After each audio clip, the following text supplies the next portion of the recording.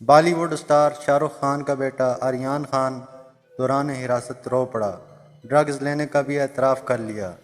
Narcotics control bureau نے ممبئی سے گوا جانے والے ایک کروز پر چھاپہ مار کر ڈرگز پارٹی کرتے ہوئے 12 لوگوں کو حراست میں لے لیا، جن میں 9 مرد اور 3 لڑکیاں شامل ہیں۔ ان میں سب سے بڑا ایک بالی ووڈ اسٹار کا بیٹا آریان خان شامل ہے، جس سے NCB نے دوران حراست پوچھ گچھ کی ہے۔ NCB ذرائع کے مطابق پوچھ گچھ کے دوران بالی ووڈ اسٹار کا بیٹا رو پڑا اور اس نے اپنی غلطی تسلیم کرتے ہوئے بتایا کہ وہ اس پارٹی کا حصہ تھا۔ اس نے شوکیہ طور پر ڈرگز استعمال کرنے کا بھی اعتراف کر لیا۔ وہیں ذرائع نے یہ بھی بتایا کہ بالی ووڈ اسٹار نے اپنے بیٹے کی حراست سے متعلق ایک وکیل سے رابطہ کیا ہے، جن کی ٹیم فی الحال NCB دفتر میں موجود ہے۔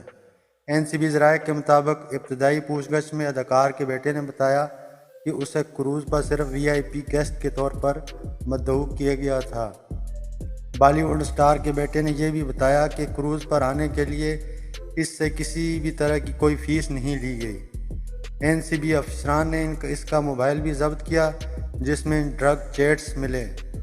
اداکار کے بیٹے کے پاس سے بھی کچھ ڈرگ برآمد ہوئی ہیں۔